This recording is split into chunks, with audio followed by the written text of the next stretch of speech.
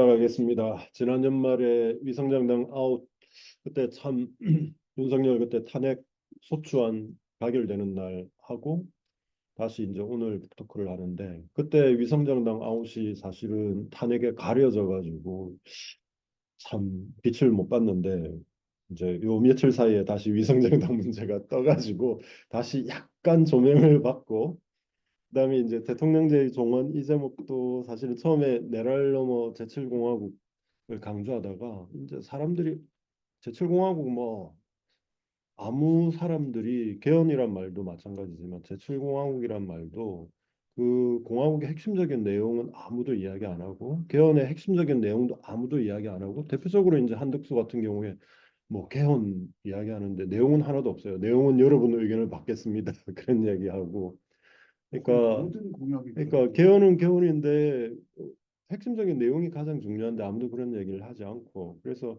사실은 뭐 윤석열 12.3 내란 때문에 대통령제를 사실은 근본적으로 돌아보면서 책을 구상하고 이제 겨울에 열심히 좀 고민을 해서 쓰고 대통령 선거가 다시 치러지기 전에 뭔가를 조금 책을 내면서 이야기를 조금 풀어가야겠다 생각했는데 뭐, 뭐 생각보다 그렇게 늦지 않게 이제 열심히 달린 덕분에 다들 도와주셔가지고 책이 나오고 이제 대형 서점에도 깔리게 됐는데요. 예, 오늘 원래 준비했던 것은 책에 있는 뭐 구구절절한 이런저런 잡다한 이야기보다 좀 압축적으로 좀 재밌게 풀어보려고 뭐 좀 흉내를 내서 이제 제목도 잡아보고 그랬죠. 그래서 뭐 이런 시리즈가 있잖아요. 뭐 그들이 말하지 않는 23가지 뭐 예를 들어 장하준 그 경제학 이야기 풀면서 그런 책 제목도 있고 그러니까 우리가 잘 몰랐던 혹은 조금 더 잘 알았으면 하는 여러 가지 장면, 사건 뭐 이런 내용들을 좀 정리를 해서 풀어보려고 좀 주제를 잡아봤죠. 그래서 몇 가지를 뽑아보다 보니 대략 한 11가지 정도 해서 이야기를 장면별로 짤막짤막하게 이야기를 하는 방식으로 너무 어렵지 않게 그리고 제가 프레젠테이션 하면서 이제 글자 수를 어떻게 하면 최대한 줄일까 이런 고민을 많이 하는데 이번 프레젠테이션에서는 조금 그런 걸 성공한 것 같아요. 그래서 첫 장면은 일단 사진 한 장이 나와 있는데 누군지 아는 사람? 꿀떡이다. 프랑스 아니 프랑스? 어? 진짜 모르는 거예요? 모른 어, 척? 몰라 진짜 몰라요. 샤를 드골 예, 1940 아마 년대 초반에 레지스탕스 자유프랑스 운동 이끌면서 이제 영국 망명하고 뭐 등등 이제 그 당시에 이제 군복을 입고 입었던 아저 사진이죠. 군복 입은 사진을 못 본 것 같아요. 저 사진이 이제 샤를 드골 검색을 하면 가장 대표적인 사진으로 올라와 있어요. 위키피디아 등에서. 그래서 사실은 첫 번째는 뭐냐면 정통성의 문제인데 이제 대통령제 비판하는 사람들이 항상 이야기하는 게 대통령제의 가장 큰 문제 중에 하나가 이원적인 민주적 정통성의 문제가 있다는 거예요. 그러니까 이원적 정통성이 두 개가 있다는 거죠. 하나는 대통령을 국민이 직접 뽑고 하나는 국회의원을 국민이 직접 선출하고 둘 다 똑같이 국민이 뽑은 거죠. 인민주권의 원칙에 따라서. 그래서 이 두 개가 충돌한단 말이죠. 이게 가장 큰 문제점 중에 하나인데 대통령제에. 근데 이제 드골은 어떻게 이야기했냐면 드골이 1958년에 프랑스 제5공화국 만들고 나서 그때는 간선으로 대통령에 뽑혔죠. 근데 이제 직선제 개헌을 시도해서 성공했고 1965년에 이제 직선제 대통령으로 선출이 되는데 64년도 이제 직선제 선출되기 전에 이제 한 언론과의 인터뷰에서 대통령의 권위가 불가분이고 다른 모든 어떤 권위에도 우선한다는 이제 그런 내용으로 인터뷰를 했어요. 그러니까 똑같이 국회도 국민이 뽑고 대통령도 국민이 뽑지만 대통령의 권위가 더 우위에 있다라는 사고를 거리낌 없이 이야기했던 거죠. 그래서 이제 그걸뿐만 아니라 이제 특히 뭐 미국 이외의 다른 지역에서 뭐 아프리카, 아시아 등등에서 대통령이 된 사람들의 일반적인 인식이 왜냐하면 대통령이 보통 행정부 수반일 뿐만 아니라 한국에는 헌법에 국가 원수라는 표현이 들어가 있는데 보통 국가 수반의 역할을 겸하면서 자기의 권위가 국회 쟤들보다 더 우위에 있다는 생각을 하기가 쉬워요. 그러니까 대통령이 그런 인식을 갖기가 쉽고 그래서 내가 더 윤석열도 마찬가지로 그랬죠.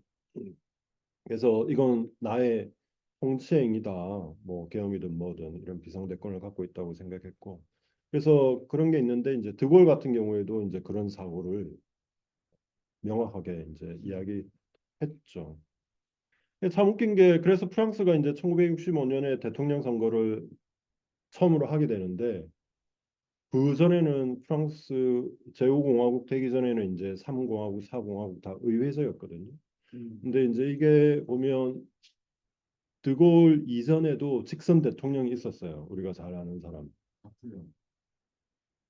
나폴레옹 3세. 3세가 되었고 대통령으로 뽑힌 거는 이제 루이 나폴레옹 보나파르트였죠. 그게 1948년 12월에 까베냐 그때 그 사람이 이제 노동자들 진압하고 6월 48년 6월 동기 때 노동자들 진압하고 쥐는 대통령 될 줄 알았지만 이제 루이 나폴레옹이 깜짝 등장해가지고 이제 인기를 얻고 농민 노동자 부르주아들 지지를 얻고 대통령이 당선됐죠. 그때 압도적인 지지율이었으니까 그때는 여성은 선거권이 없었고 남성 보통 선거권이 있었을 때고 그래서 대략 막스는 그 루이 보나파르트의 브리메르 18일에서 600만 표라는 수치를 적었었는데 실제는 한 550만 표 정도였고 한 74% 정도 지지를 받았죠. 그래서 대통령이 됐는데 그때 헌법에 4년 단임제였어요.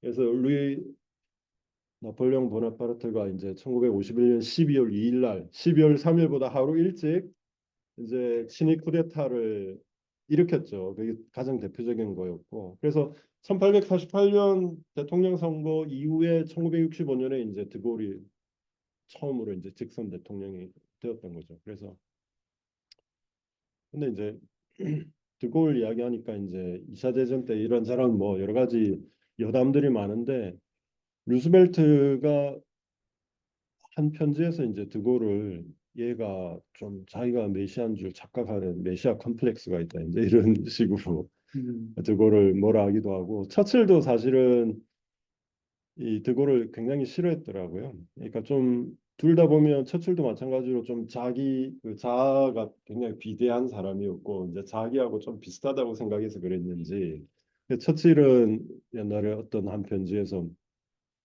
드골이 사실은 뭐 자유 프랑스 운동, 레지스탕드 운동을 이끌긴 했지만 이제 처칠은 제가 독일군한테 패퇴해가지고 이제 막 물러난 놈이 개선 장군인 양막 의기양양하다고 막 뭐라 하고 루스벨트도 드골을 엄청 싫어했더라고요. 하여튼 이 정통성의 문제가 부딪히는데 대통령제에서 대통령이 자기 중심으로 이제 세상이 돌아간다고 생각하는 경향이 굉장히 컸다. 이제 이게 우리가 좀 짚어봐야 될 그런 문제였다라는 거고. 그다음에 이제 대통령제에서 대통령의 권한이 나라마다 다 차이가 있어요. 대통령 그 제를 지닌 국가들마다 다 권한의 차이가 있거든요. 그래서 한국 대통령들이 미국 대통령제하고 뭔가 비슷할 거다고 생각하는데 실제로 미국보다 한국의 대통령제가 현재 대통령제가 갖고 있는 대통령의 권한이 훨씬 커요. 그래서 미국은 비입법 권한은 이제 그게 차이가 없지만 입법 권한에서 가장 큰 차이가 있는데 미국은 이제 거부권만 있는 반면에 한국은 임금명령권, 거부권뿐만 아니라 예산도 이제 국회 예산도 대통령 행정부가 갖고 있고 국민투표 제한권 등등 해서 미국보다 훨씬 더 대통령의 권한이 크다는 거죠. 그래서 48년 정부 수립 이후에 대통령의 권한 자체가 조금씩 변동은 있었고 이제 권위주의 시절, 독재 시절에는 이제 훨씬 더 컸지만 제6공화국 현재의 대통령 권한도 미국보다 훨씬 크다. 이런 게 이제 큰 차이고. 미국은 의외로 약하네. 그래서 그 얘기를 조금 뒤에 할 건데 그래서 사실은 미리 하면 이제 대통령제라는 표현이 이게 참 애매한데 의회제도 마찬가지고 이제 그 안에 그 세부적으로 보면 차이가 많아요 나라마다. 그러니까 우리가 보통 대통령제라고 할 때 미국의 대통령제를 이야기하기도 하고 이제 여러 나라를 그냥 대통령제로 퉁치는데 미국은 좀 더 상세히 들어가면 미국은 그냥 대통령제, 상권 분립 속에서 대통령이 행정부를 대표하는 역할이 중심이 있다면, 그리고 미국 같은 경우에는 이제 상권 분립도 비교적 철저하고 상원과 하원, 상원이 막강하니까 상원과 하원의 권한도 나뉘어져 있고, 그다음에 강력한 연방제 국가이다 보니까 주 헌법이나 이제 주의 권한도 굉장히 많잖아요. 그러니까 대통령이 뭘 하더라도 주까지 뭐가 안 먹히는 경우도 많고 권한이 나누어져 있으니까. 근데 이제 다른 나라 같은 경우에는 한국도 권위주의 시절에 이 대통령제를 대통령 중심제 또는 신대통령제라는 표현을 쓰기도 하거든요. 이거는 권위주의적이고 대통령 중심으로 대통령 중심적인 제도를 이제 갖고 있다고 해서 그냥 일반적인 미국의 대통령제하고 구분을 하는 건데 그런 차이가 있었죠. 정치학계에서 쓰는 표현입니다. 네, 신대통령제 또는 대통령 중심제. 네. 신대통령제라는 표현을 이제 보통 많이 쓰죠. 아프리카나 이제 이런 개발도상국에서 이제 처음에 신흥민주주의 국가에서 대통령제가 도입될 때 이 사람들이 보면 대통령 중심으로 사실 모든 게 좀 돌아가는 시스템을 구축했고 그걸 신대통령제라고 이름을 붙였어요. 그다음에 이제 단점 정부, 분정 정부 이거는 뭐 좀 학술적인 용어이긴 한데 쉽게 말하면 여대 야소 여소 야대요. 단점은 이제 여당이 그냥 다 행정부가 입법부를 다 차지하고 있는 거고 분점 정부는 이제 소야대를 말하는 거죠. 그걸 단점 정부라고 그러는데 이제 나눠져 있다. 그다음에 단점 하나로 통일돼 있다. 이래서 그래서 육공화국에 제가 그 시기별로 쭉 다 조사를 해보니까 날짜를 계산해 왔거든요. 그러니까 여소야대하고 여대야소 이 비율이 어느 정도 되냐. 87년 이후부터 한 37년 중에 여소야대가 어느 정도 될 것 같아요. 대략 생각해 보면 진작으로 대략적인 비율 여대야소 여소야대 비율 6대4. 6대4. 55대 뭐가 6? 야. 야소야대. 야대. 여대 여소야대. 여소야대가 55. 여소야대가 55. 인도 같은 기억이 나는데 모르겠어. 여수야대가 6. 여소가 6. 네, 음. 여수가. 네. 뭐 크게 차이는 안 나는데 대략 반반 정도로 보면 37년 중에 20년이 단점 정부였고 여대 야소고 17년이 여소야대예요. 그러니까 생각보다 사실 좀 많죠. 여대야수가 훨씬 많네. 조금 아니, 많은 훨씬은 거죠. 아니지만 20년 생각보다 17년. 많네요. 최근에는 야대 여수가 많아, 여수야대가 많아갖고 그런 것 같아요. 네. 그렇게 생각합니다. 그래서 거의 시기별로 비슷하네요. 보면 그런데 근데 윤석열 정부의 특이한 점이 이후에 모든 정부는 단점, 분점, 여대, 야소, 여소, 야대 그 통치 기간 동안 다 번갈아 또는 부분적으로라도 경험을 했거든요. 윤석열만 한 번도 단점 정부를 경험하지 못한 거죠. 그러니까 얘가 엄청 빡쳤을 거예요. 자기 마음대로 되는 게 하나도 없잖아. 그러니까 계엄의 원인 중에 하나는 이제 이런 것 요소도 있는 거죠. 근데 이제 이게 뭐냐면, 깊은 빡침. 네, 그렇죠. 열받았을 거예요. 지 혼자. 그러니까 이전에는 이제 이게 분점 정부가 생기면 어떤 일이 생기냐면 인위적인 정계 개편의 유혹이 생기죠. 왜냐하면 자기가 마음대로 일 못하니까 정계 개편 인위적으로라도 만들어 가지고 그게 이제 삼당 합당 그다음에 자민련과 DJP 연합 이런 게 그런 대표적인 사례고 그게 아니면 총선에서 열심히 해가지고 총선에서 승리하는 길밖에 없는데 얘는 총선도 말아먹고 근데 이제 자기 탓은 안 하고 이제 남 탓을 하고 부정선거 탓을 하니까 이제 그런 결과까지 온 거죠. 그래서 이렇게 그걸 나눠보니까 이제 윤석열만 좀 그런 게 있더라 하는 걸. 거의 비슷하지만 윤석열 정부만 단점 정부였다. 네. 아니 단점 정부가 없었다는 거지. 아, 윤석열은 단점 정부. 아니지, 아니 아니지, 아니지. 아니, 그럼. 분점만 했고 단점을 하지 못했다. 아, 그렇죠, 그렇죠. 단점은 네. 그 하여튼 아, 여대 여대 야소니까. 아, 그러니까 여당의 주도권을 윤석열 정부는 한 번도 단 갖지 한 못했다. 번도 이제 네. 할 수 없는 확정된 정부였죠. 그렇죠. 그다음에 이제 김대중 제가 그 김대중 도서관에 사무실 뭐 얹혀서 쓰고 있으니까 보다 가다가 이제 김대중 관련된 거 뭐 예전 같으면 보지도 않았을 텐데 자서전을 어느 날 들추다가 재밌는 대목을 발견했어. 그래서 사실 김대중이 이제 자기도 평생을 대통령제 지지자였다고 자선을 쓰고 있지만 나중에는 생각이 많이 바뀌었다라는 걸 제가 발견을 했죠. 그래서 이 대목을 책에도 인용을 하고 있는데 뭐 그냥 읽어볼 만했어요. 그래서 대통령 중심제 지지자였다가 이제 뭐 과거에 정부 통령제 이야기도 나오고 마지막에 보면 이제 조금 약간 미국까지 부시 대통령 미국 대통령제까지 건들면서 이야기를 끝맺고 마지막에 보면 사실 이 마지막 말이 굉장히 중요하죠.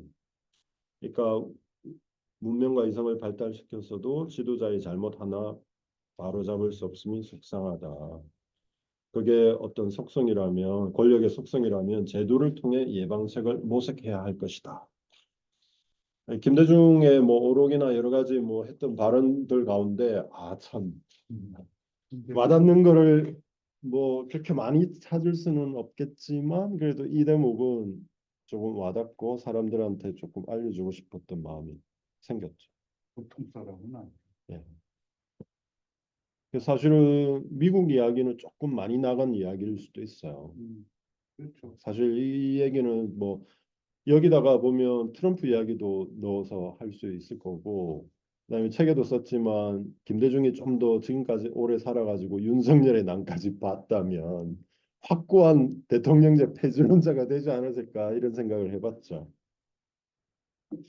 그다음에 이거는 이제 제가 페북에도 약간 언급을 했는데 혹시 페북 안 본 사람만 이 모든 사람의 공통점 그렇죠? 대선은 이런 아니네? 한국인 모르는 척하는 거예요. 안 읽어봤어. 몰라. 공통점 힌트. 힌트는 지금 주제죠. 대통령제라는 주제하고 관련 있죠. 개헌 얘기하는 거예요? 뭐든 그건 너무 두루뭉실하고 때문에 대통령 예비 후보들이 하려고 했더니 이 도대체 공통 분모가 없을 것 같은데 공통 분모가 하나 있단 말이에요. 대통령제 지지자 몰라. 약간 근사. 4년 중임제 대통령제 지지자요 모두.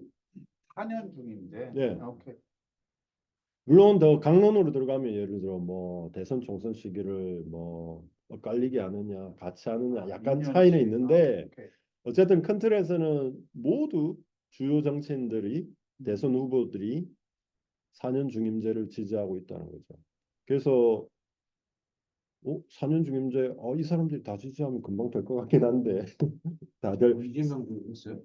이재명은 이재명 옛날부터 당연히 민주당은 옛날부터 4년 중임제 어. 공약이었어. 김대중 아까 거기도 4년 중임제 처음부터 이야기했지만 김대중 때도 그러니까 예전에 87년부터 그리고 문재인 박근혜 대선 나왔을 때 두 후보의 공약도 다 4년 중임제고 민주당은 전통적으로 4년 중임제 지지였어.